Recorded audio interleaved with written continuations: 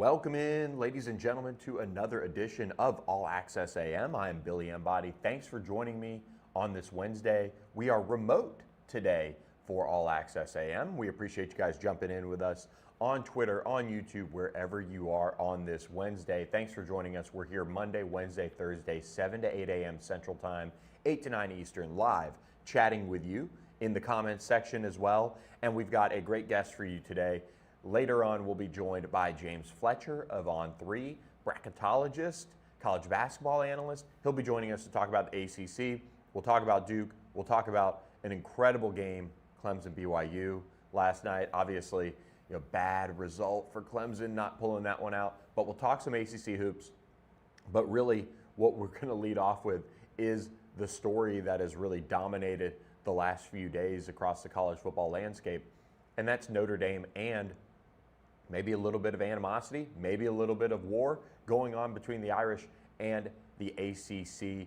It is a major storyline to watch for the ACC. We'll see how it impacts the agreement that they have with the league. We'll see how it impacts, obviously, the relationship. Pete Bavacqua, the Notre Dame athletic director, talking about how there was really irreparable harm and damage and all of those things done as the league handled the Miami versus Notre Dame conversation around the college football playoff and positioning Miami to be in the college football playoff when chatting with the public, when expressing the support for the Hurricanes to make it to the college football playoff.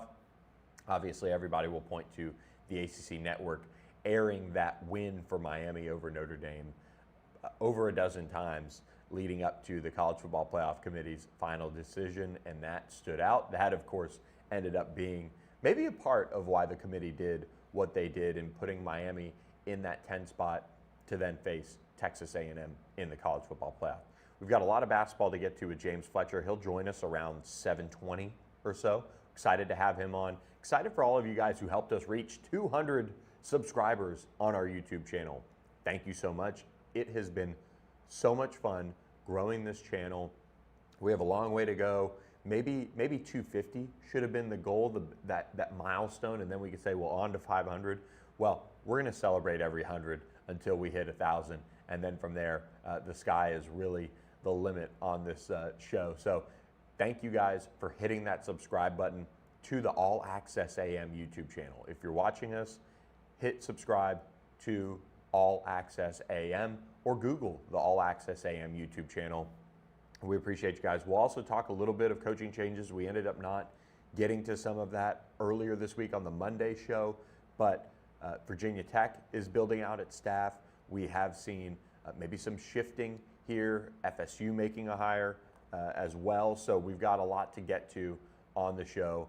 But I do want to tell you guys that we are presented by our friends at OPW Solutions. OPW Solutions can help you and your business take care of all the things that you need to that really kind of bother most people. All of the maintenance around your fence, all of the parking lot striping that needs to be done. OPW Solutions can help you manage all of that. They're a full service commercial services company. When it comes to power washing, when it comes to snow and ice control, now that it's starting to cool down this time of year, whether it be your landscaping or, again, fence repair, Christmas lights, parking lot services, reach out to them today. They can get all of that handled for you. If you're in the North Texas area, if you're in Oklahoma, if you're in Arkansas, and even beyond, they're starting to expand their services. Give them a call, 214-444-3305, or email them info@opwsolutions.com. opwsolutions.com is where you can find more information on all the things they can do for you and your business. We appreciate them for sponsoring the Wednesday show of All Access AM. Let's jump into this ACC Notre Dame feud that is going on. And Pete Bavacqua, speaking, I believe, in Las Vegas earlier this week on Tuesday, really kind of went in on some of this. And maybe he wasn't in Las Vegas, but there was a press conference called. I just know this time of year, most administrators are over there for some of the award shows and meetings and things like that. But when you look at this issue that has come up, and Pete Bavacqua, made no bones about it. It is something that I think is a situation where he's standing up for Notre Dame. He's saying we're not going to be put in this situation by a league that we have an agreement with to be campaigned against. And whether you could make the argument that the ACC wasn't campaigning against Notre Dame or whether the ACC was just campaigning for Miami, Pete Bavacqua is going to stand up for his university. That's what he's paid to do.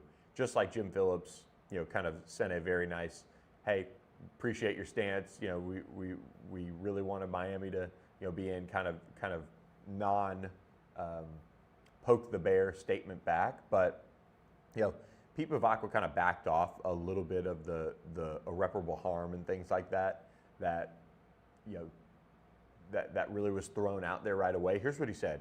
He said, we have the ultimate respect for our fellow universities in the ACC. Wonderful universities with wonderful athletic programs. So it's not about the universities. It's not about Miami.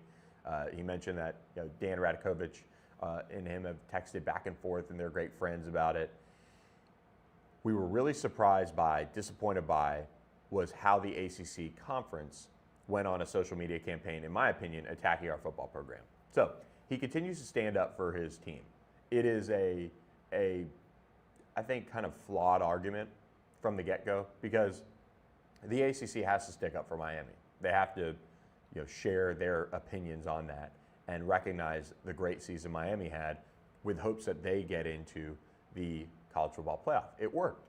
At the same time, it came at the expense of Notre Dame, but I don't think anybody in this world, once in particular Alabama lost, would have said, oh, well, Notre Dame is going to get completely left out. Like, that was not something that really was pushed very hard. There were some bracketologists and things like that, saying, okay, maybe we're hearing the Miami buzz is real. Maybe we're going to see this finally get right.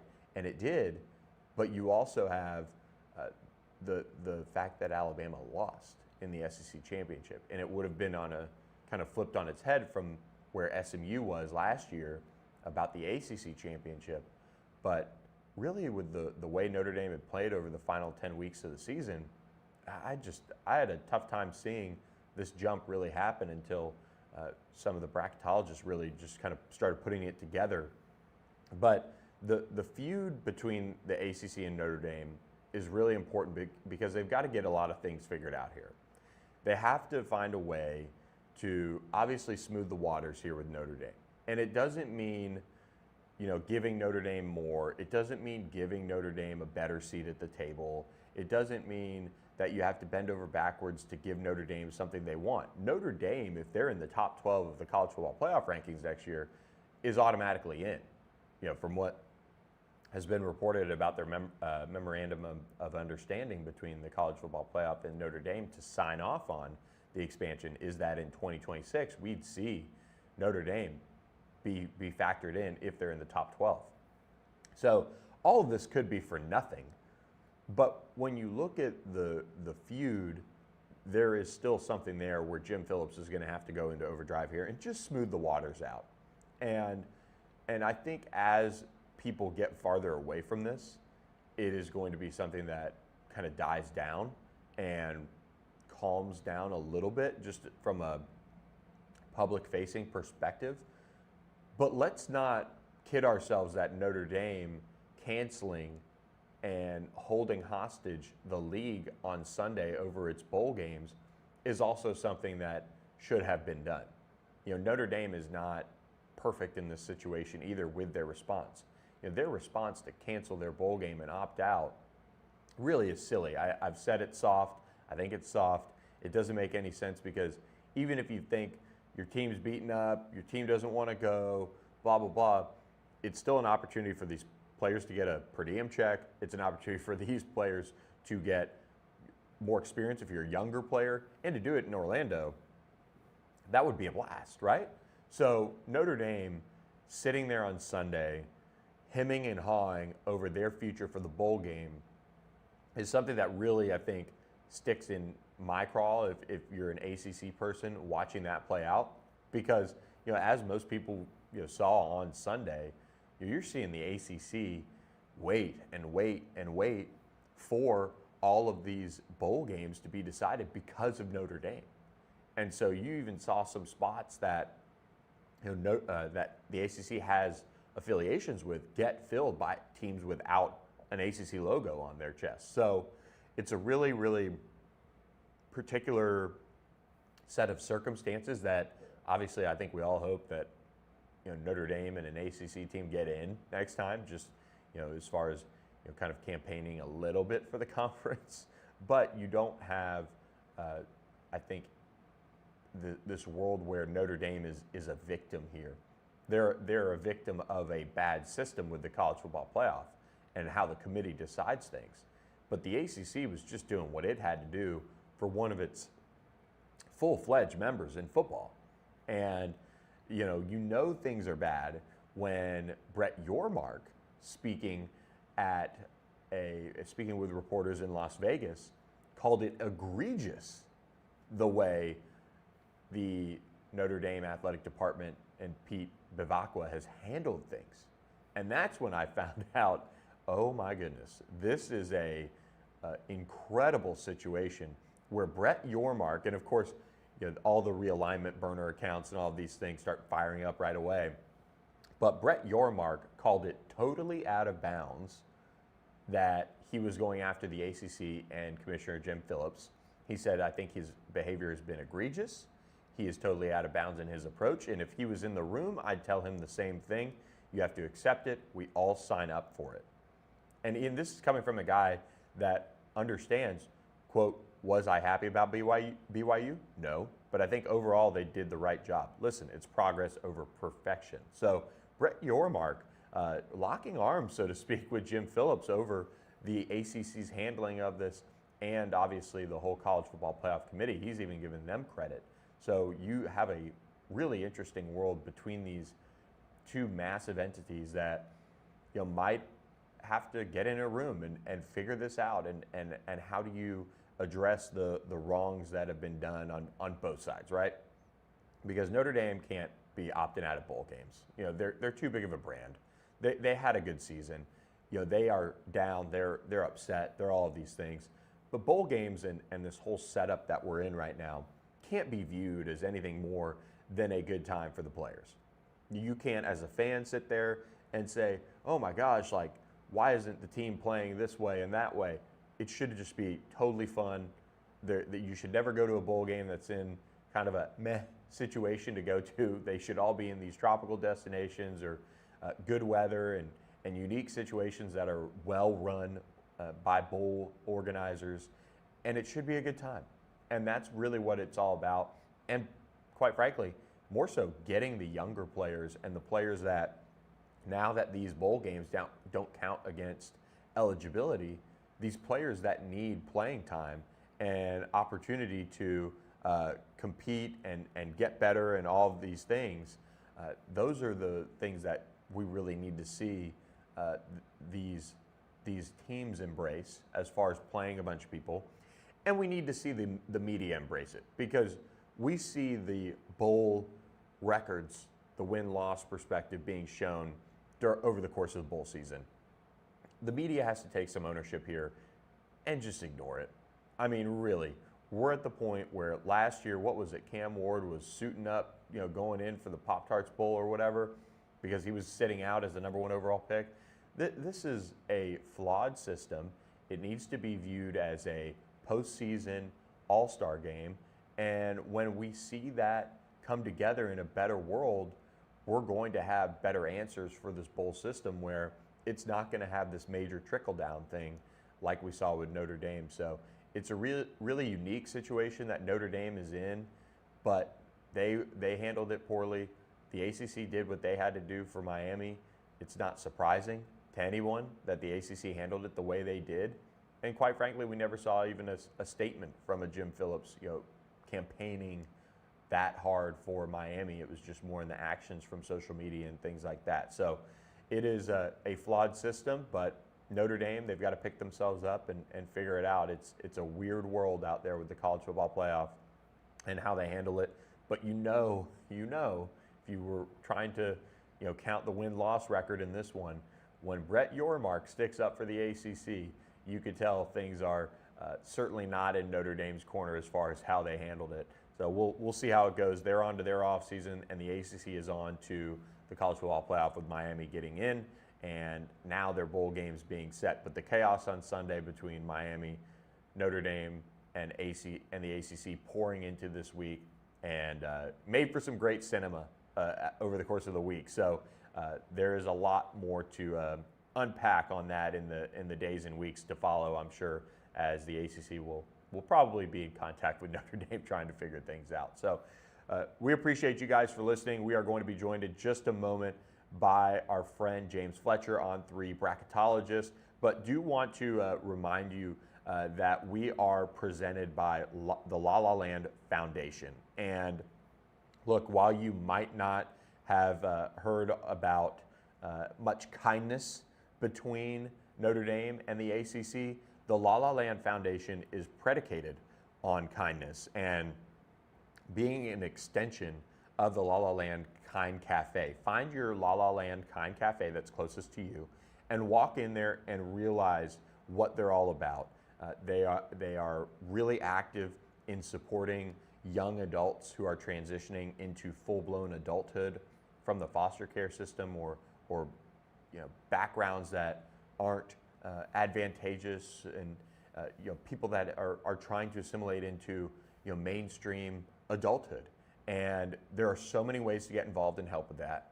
You can support monetarily, you can support with in-kind donations, you could support with your time and mentorship, and there's all sorts of ways that the La La Land Foundation is trying to expand and broaden their scope of how to spread kindness. And that's what it's all about. So go to lalalandfoundation.com and learn more about how you can help the La La Land Foundation out and get involved and make it a 2026 change for you and your family to get involved and start helping others. So we appreciate the La La Land Foundation for their support of All Access AM.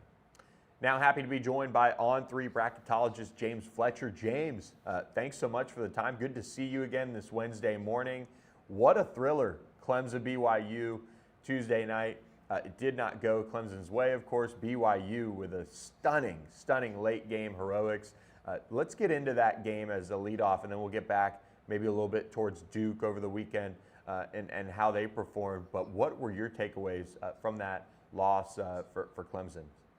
On the Clemson side, I think that first half kind of proved they can compete with anyone.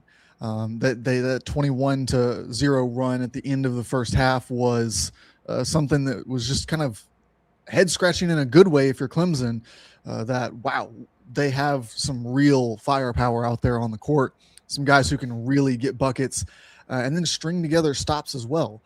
Now, obviously, in the second half, they went cold, and that's when it becomes difficult. You got to kind of grind things out, try to find new ways to just push it down to the wire. And they were able to do that too. They got behind and they mounted a late comeback that did tie the game. Of course, BYU draws up a beautiful play to finish the game and the shot goes in. But if not for that, we would have had overtime. And I really don't know which way it would have been leaning at that point. Yes, AJ DeBonsa was red hot and making all kinds of contributions across the floor. But Clemson had the last few points. They had kind of gotten things steadied on the ship. So really interesting result there. Yes, it goes down as a loss on the record column, but I think it's a good sign for the way they're trending into ACC play.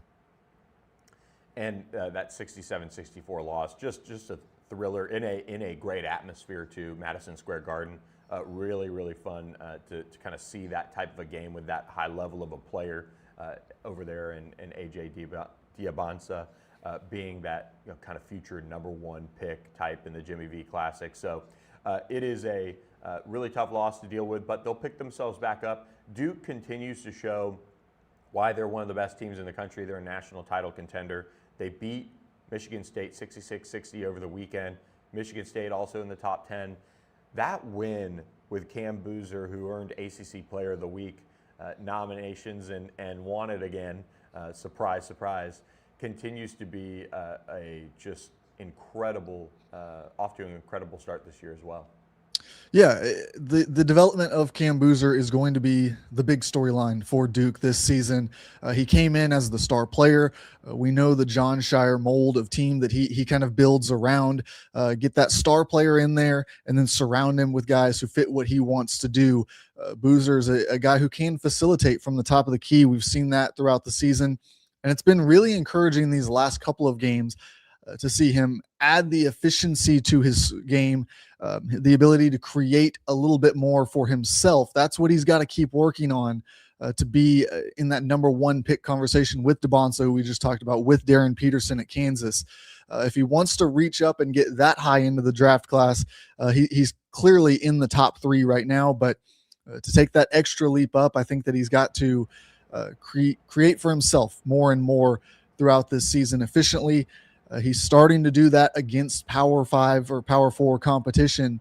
And so if he can do that, they're real scary. And I think maybe the scariest thing about this team right now is that Dame Sarr and Nicholas Kamania are still figuring things out. So at that small forward position, they haven't hit their full stride yet. If those guys get going, they could really be dangerous. And you also look at the ACC as a league that saw Louisville obviously take that loss in the ACC SEC Challenge to Arkansas, but bounce back with a really nice win over Indiana as well. They're trending in the right way. With that 87-78 win over the Hoosiers, and they've got Memphis up next, so that'll be kind of a fun one. Penny Hardaway and that Memphis Tigers team that isn't in the top 25, but obviously a name matchup. They do play Tennessee as well later on in non-conference. Louisville, this incredible schedule that they've kind of put together gives them another opportunity here to prove themselves, and they do with that win over Indiana. And what did you see from that game and just how they were able to bounce back in a big way? Yeah, I think that they're a team that when they are clicking, they can really get going. They've still got some efficiency things to work through in that backcourt. I think it's still an adjustment period. Isaac McNeely, a guy who's been on the ball a lot during his career. Ryan Conwell has been on the ball quite a bit during his time in college basketball. Mikal Brown, the 5-star freshman. Obviously, you got to get the ball in his hands. He's one of the top point guards in the draft class. So there's a lot of guys who are in need of touches. You've also got the added kind of oddity to that lineup that Sanandra Frew is coming from the European game over. We've seen a couple of times him just get a little bit confused, a little bit mixed up on the rules between college and the European game. So as they continue to gel together, as they continue to play more in the system together, I think that they're going to keep getting better and better. We're starting to see that. Really like the mentality to take that loss that you spoke about and bounce back against Indiana. Really left no doubt against an Indiana team that is no slouch. There were maybe questions about them after that loss, but last night Indiana came back, played another game, yes, against Penn State, but a conference game in the Big Ten, and they dominated. They won by the huge margin. So I think there's no doubt that Louisville is one of the best teams and can compete with anyone as long as they have things figured out in that rotation. Real quick, though, I do want to touch on that Memphis game. The renewal of a historic rivalry for both programs. Really seeing the social media interaction from both sides of those fan bases over the last week has been great to see that rivalry come back. I believe it's a 6-year deal for them to play. So something that fans of both sides are going to have to look forward to here for the next few years.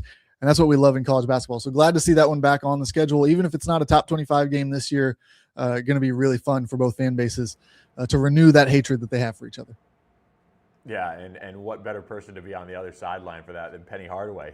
He is just kind of he's really, despite not obviously I think achieving what Memphis basketball wants him to, he is still one of those coaches that is now kind of settled in well, and again, we'll kind of see what happens with his future and things like that, but it's kind of that perfect villain for this type of a game and a matchup for Louisville fans, of course, to go after. Give Louisville fans a little bit of a preview on Memphis. What has been kind of their holding them back a little bit this year and really from kind of reaching their potential under Penny Hardaway at times? Well, the lack of continuity for one thing. I mean, Penny Hardaway has just the one thing that he has not been able to figure out so far is retaining a roster. He has to overhaul it each season. This is not a team that has PJ Haggerty and Dane Danger. If they did, they would likely be a top 25 team right now. The way that things have gone, they're relying on a new guy every night, kind of. They've got a lot of height on that team, but it's a lot of unproven bigs. There is Aaron Bradshaw, probably the biggest name that people will know from that front court, but he got benched just 2 games ago for lack of effort, really. Something that's been an issue for him, plagued him at Kentucky and Ohio State before this. It's kind of why he's at an AAC program at this point in his career instead of in the NBA at this point, given his physical tools. But he did respond really well after that, looked really good in their last outing. So if he's starting to trend the right direction, it makes this Memphis team way more dangerous than they previously were. Doug McDaniel, a guy that if you watch the Big 12 last year, the Big 10 before that, you're familiar with his game. So Zachary Davis from the SEC last year at South Carolina, that team was not particularly good, but he was a bright spot for them. They've got a good collection of talent, but it's still a collection of talent. Penny Hardaway still figuring out the starting lineup, still figuring out the guys he can rely on to go out there and give consistent effort. But that said, like I said about Bradshaw coming back in that last game and looking better, they just knocked off a Baylor team that is pretty good. So it'll be interesting to see, did they get it clicking at the right time here as they head into December and need to string together these non-conference wins for their resume?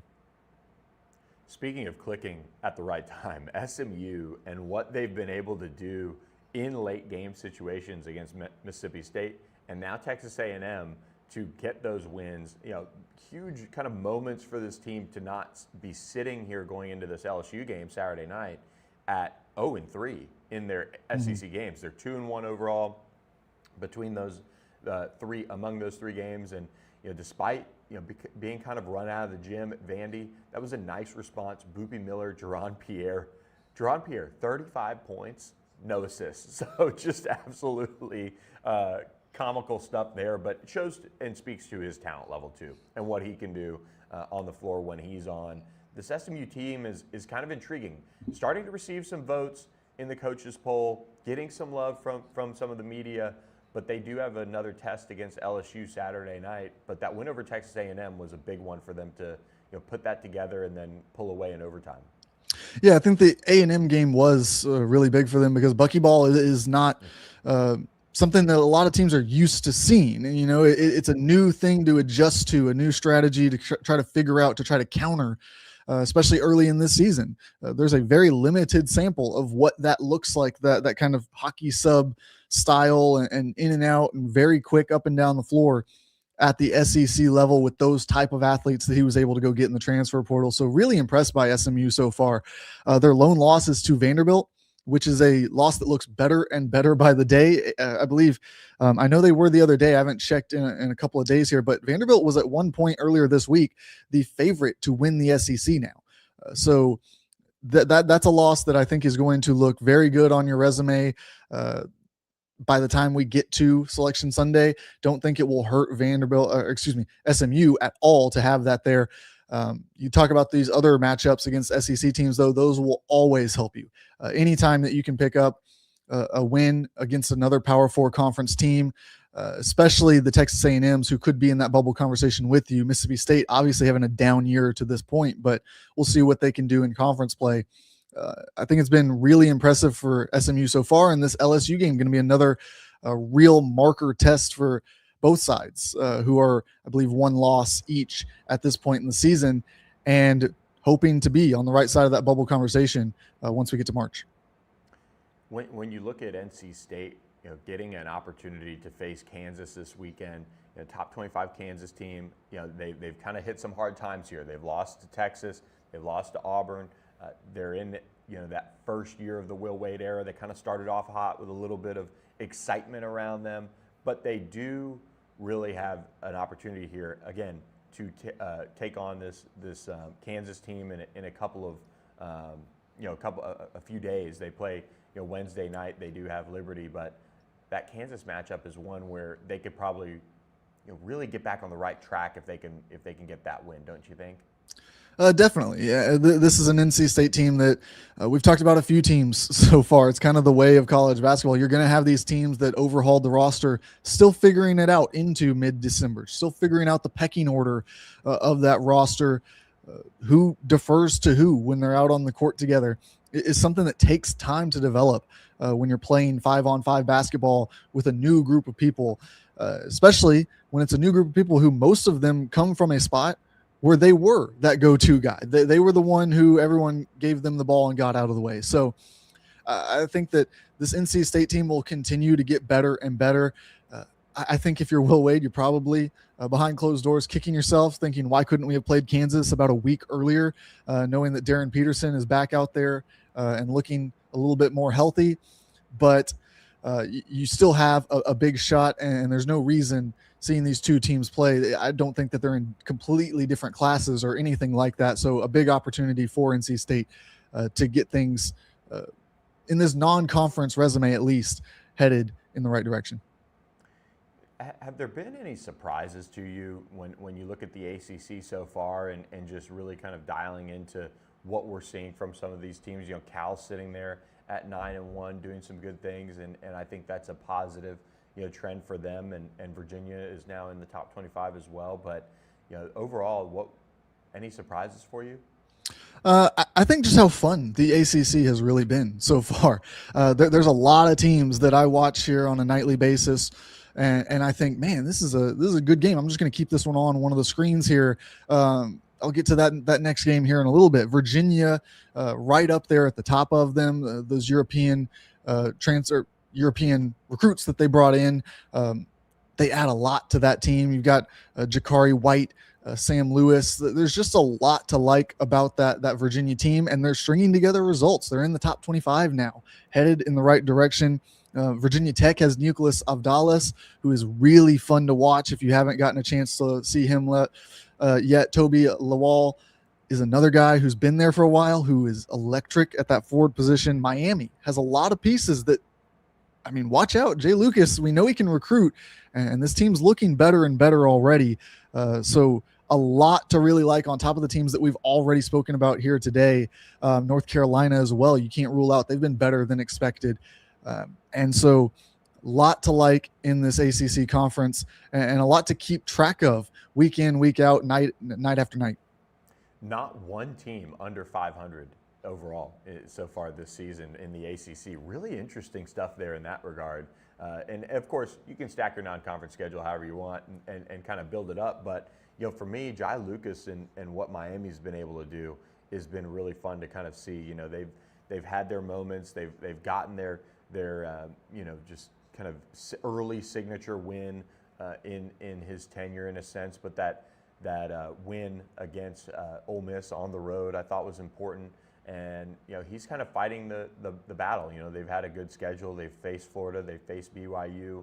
But Miami is just a team for me that I'm really watching closely to see if they, as the season goes on with a lot of these new pieces, can figure it out and maybe make some noise in league play. Yeah, I'm really interested in them as well. They continue to kind of trend towards the bubble, get closer and closer to that conversation in terms of bracketology talk, which of course means that they're more important for me to continue to watch and see what they look like. I saw them live earlier this season when they played Florida, and I think that in that game they got worked over a little bit, but it also felt like they kept competing. There wasn't this quit in them that a lot of teams would have had in that situation. And so to see them go out there and continue to improve. Malik Renault, we know what he can do as a scorer. Ernest Uday on the defensive end, we know what he can provide. I think it's really about finding the right balance of guys and getting Shelton Henderson to the best form he can get into in his freshman season. When you look at it in North Carolina and the resurgence that they've had, it's all been built on defense. Their ability to rebound the basketball. Of course, having Caleb Wilson helps. And they're doing all of this without Seth Trimble too. Yeah, really impressed by them. I think that Kyan Evans was one of the most underrated additions in the transfer portal. He is a guy who can shoot efficiently, handle the ball at that guard position. The forwards have gotten a lot of love for this North Carolina team, but the guards have stepped up in big moments. We've seen it on a couple of different occasions where, yes, the forwards, Caleb Wilson, Henry Visar, those are the guys who have kind of anchored things and kept them in it throughout the game. But these guards, they've got a little bit of punch to them at the end of games in big situations. And so they really seem to have gotten something figured out here. The defensive identity, Caleb Wilson has taken a leap as a prospect, and that obviously helps them in a major way. Visar was another one of these guys, really underrated, I think, in what he was going to bring to this team. So really impressed by North Carolina. I think they've really started to string things together, and now it's just about continuing results, continuing down the path that they're going. I think that they're in really good position right now. Do you have an updated feel for who wins the ACC? I think now, seeing what we've seen, throughout non-conference play so far, do you think Louisville can kind of get back up to where they were, or do you think this is Duke's conference to lose at least, a few weeks away from starting ACC play? It feels like it's Duke's to lose right now, but that doesn't mean that they can't suffer setbacks. And if you're Louisville and you look at the schedule, for example, there, I think that you kind of lean on, well, North Carolina is really good, and usually that rivalry gets split when both teams are really good. So if we can count on that, that means that we've got to hope that we can knock them off. Well, that puts them at 2 losses. That now means that we have everything in our hands. And there's one time that you're allowed to slip up through conference play per time that Duke slips up in conference play, if you can get to that situation. So it's definitely not out of the realm for them, for North Carolina, to get hot and continue to improve. But Duke does feel like the best team in this conference. They feel like one of the best 2 or 3 teams in college basketball so far this season. So I think that they have to be the early favorites coming into things, but that doesn't mean that things can't change quickly there, particularly on a team that has so much gravity around Cam Boozer. And I think, watching Duke and what they've been able to do, with Cam Boozer, and he's just, he's on a tear to be, the player of the year in the ACC, at least early on. I think watching him and his maturity has just been, sometimes it's just a wow factor with some of these guys and how quickly they're able to assimilate into these lineups and into these rosters, despite being, so talented and all the expectations in the world. For them to do it, it still says a lot about them, and I think that's just huge for Duke to obviously get that, and they continue to bring in elite talent. Do you see any of these ACC teams that are underachieving, entering that piece of league play that you think could start to maybe figure it out and turn it on a little bit more? Yeah, I'm still kind of struggling with Georgia Tech as I look at them. They're really fun in the front court. You look at the Baye Ndongo and Mohamed Sila combination, and then they bring in Marshall off the bench too. They are really fun down there. They get a lot of rebounds. They block a lot of shots. It just doesn't feel like they have enough in the backcourt to support it in these big games. They've struggled kind of through, and 6-4 right now, but it's felt like they've played small teams too close. It feels like they've kind of let go of the rope a couple of times against bigger competition. It just hasn't come together yet. We'll see if it can, because there's no shortage of talent across the roster. I just don't know if it's spread at the right positions to bring things together. Another one, Florida State at 5-4. Look, it's year 1 under Luke Locks, and he's got a point guard, Robert McCray. So if you've got that position solidified, a really solid guy who could be in all ACC conversations if they can get things kind of into the middle of the pack, I'm interested to see what the rest of the roster can respond with and if they can string together some better results. James Fletcher, we appreciate all the time on this Wednesday morning on All Access AM. Great stuff, man, and we appreciate all you do for us at On3, covering NCAA basketball and getting the bracketology all figured out for us. Yep, thanks for having me on. All right, there he goes, James Fletcher, joining us on All Access AM. We appreciate his time, as always, on All Access AM. And we appreciate you guys. Please hit the subscribe button to our channel, All Access AM, on YouTube. We are live Monday, Wednesday, Thursday, 7 to 8 a.m. Central, 8 to 9 Eastern Time. And we need you to subscribe to our YouTube channel, All Access AM. Just Google it and hit that subscribe button. We'll always, now that we're into the full-blown college basketball season, always try to bring guys like James Fletcher, Jamie Shaw on to the show, and we appreciate their time breaking things down. Jamie Shaw did release his latest look at the ACC Player of the Years, just kind of how he feels things are going to play out. This is a look at that updated ACC Player of the Year perspective that Jamie Shaw has for us. Cam Boozer obviously leading the way, just an unbelievable freshman who's been able to do some big-time things. And then you have Caleb Wilson right there as well at North Carolina. Again, just what he's been able to do and step up, in particular while Seth Tremble's been hurt, has been super important for UNC. He's averaging over 19 points, 10 rebounds, a double-double a game, just incredible stuff. Juke Harris is another one at Wake Forest, has been able to take a huge jump from year one to year two, over 20 points a game for him. Malik Reneau, you heard James Fletcher mention him, also averaging over 20 points a game. Ryan Conwell at Louisville, just a shade below that 20-point mark. Henry Visar, 16 points, 9.2 rebounds, almost a double-double, 63.6% from the field over there, the big man for North Carolina. Darian Williams came into North Carolina State with a ton of expectations, and he continues to kind of live up to those for the Wolfpack. Abuko Okori for Stanford, 21 points as well from the backcourt for the Cardinal. Boobie Miller, 20 points, 4 rebounds, 6.8 assists. Just stellar stuff from him and how much he's been able to produce and help this SMU basketball team. And then Amani Hansberry at Virginia Tech, 16 points, 8 rebounds on his resume so far this year. A really intriguing race, pretty much behind Cam Boozer, if we're being honest with ourselves, watching that play out for the ACC.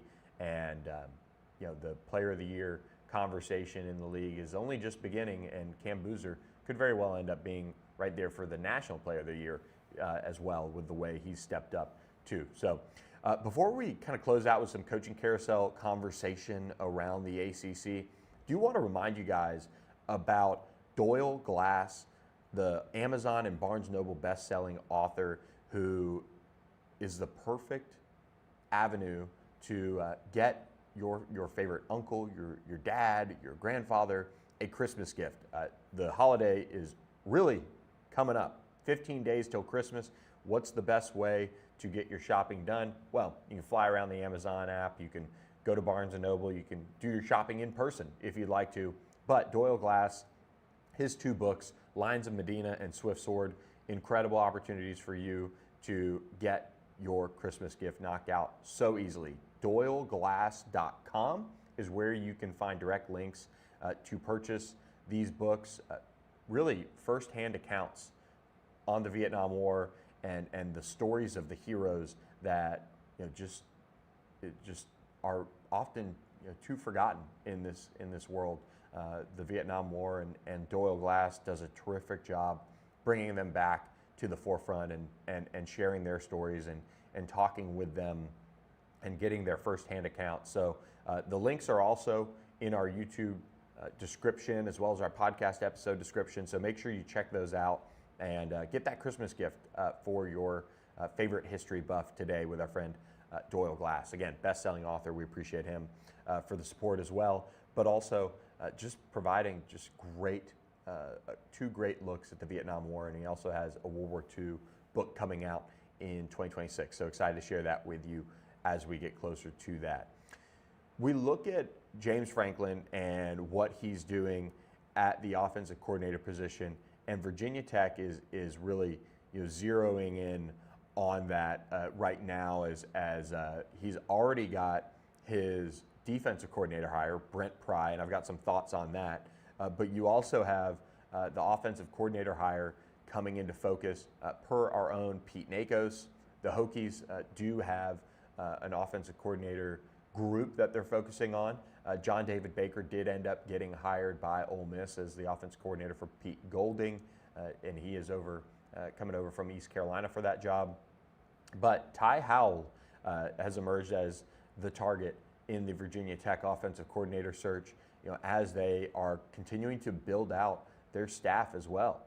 And this comes as Danny O'Brien is going to get hired as the quarterbacks coach at Virginia Tech, coming over from Penn State. Danny O'Brien hoping to deliver some Davy O'Brien award winners in Blacksburg for Virginia Tech.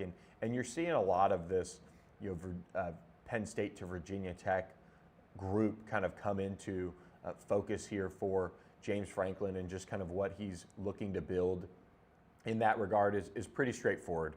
It is a coaching staff that has seen a lot of success and has seen a lot of different coaches come through and go on to be head coaches like a Brent Pry coming through, and now being the defensive coordinator at Virginia Tech is just an incredible situation that, again, I'm going to touch on in just a moment.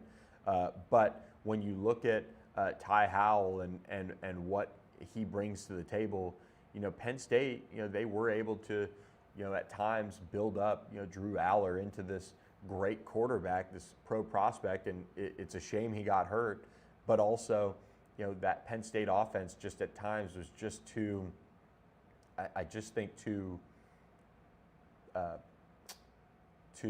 vanilla. Obviously it fit right into the Big Ten in a sense, but now in the ACC, I'm interested to see how Ty Howell will be brought in as the offensive coordinator, and kind of inching closer to that hire being made. It's been reported by some places as well that it is coming together. So we'll see when the official kind of confirmation comes on that. I haven't seen it yet, at least as of this morning, and maybe I missed it. So if there are any Virginia Tech fans in there, you can shoot me down or whatever. But Ty Howell is somebody that has been the focus as the offensive coordinator for Virginia Tech. Among the names that they also consider Joe Moorhead, the head coach at Akron. That would have been a big name. I'm a huge Joe Moorhead guy, and just what he's able to do and kind of the culture that he brings to the table would have been a nice piece there for Virginia Tech. But Ty Howell, helped develop Tyler Warren, that All-American tight end at Penn State. Just an incredible player. Watching him play in the college football playoff and do all the different things that he did over the course of his Penn State career.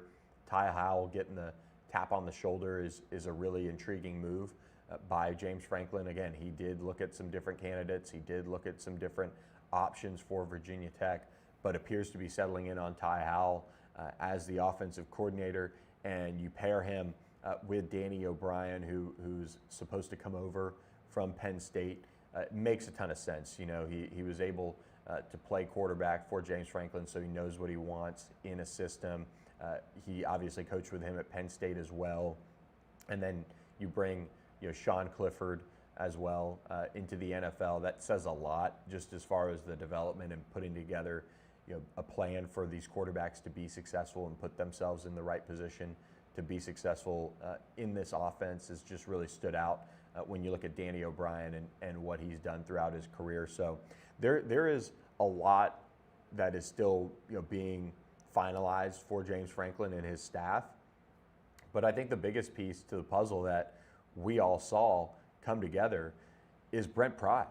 Brent Pry is back at Virginia Tech as defensive coordinator. It's really quite astounding in a sense, and I would love to know if this has been done in the past by anyone.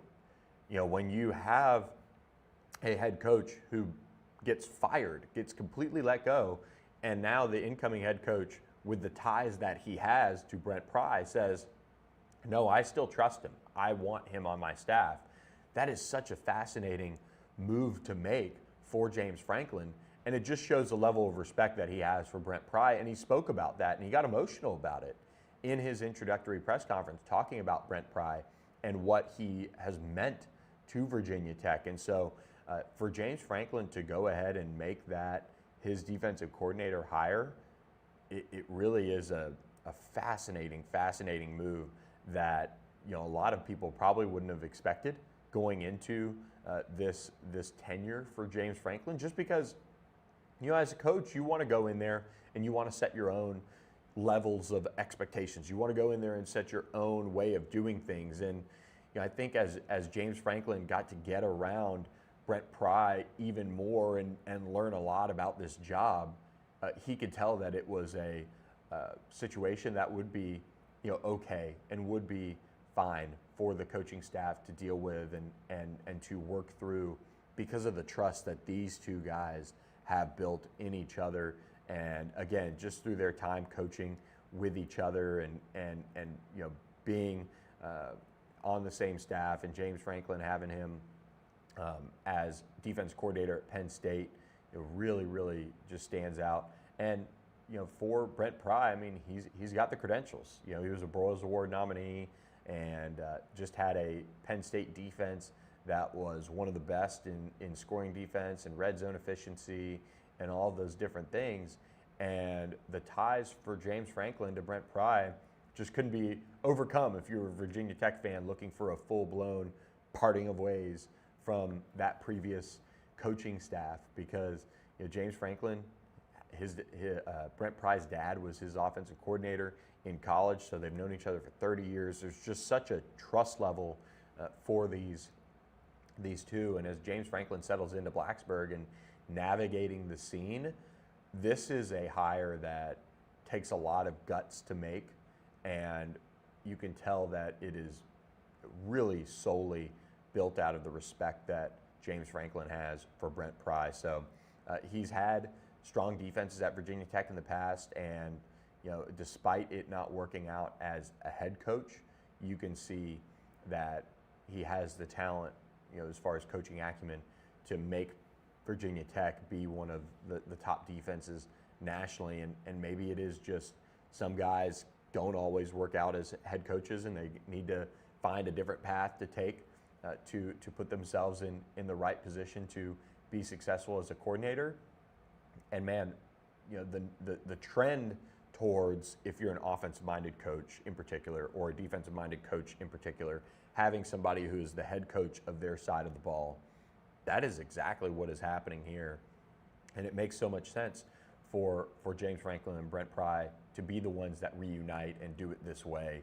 If you really think about the relationship and you really think about what they've been through together and how much success they've had together, it's really intriguing to watch that play out. And again, it takes a lot for James Franklin to do that. So kudos to him. His staff is still coming together. They've made some other hires as well, but those are the two that really important as they are coming together to getting closer and closer to that transfer portal window, which starts January 2nd as well. So this is a coaching carousel that continues to make kind of waves, obviously, with some of the coaches having to coach their teams in the college football playoff, like a Bob Chesney and a John Summerall coaching Tulane and James Madison as well. But you also are kind of having some quiet, in a sense, assistant moves really start to be played out in this coaching carousel ahead of the transfer portal window, which I think is intriguing, because you'll have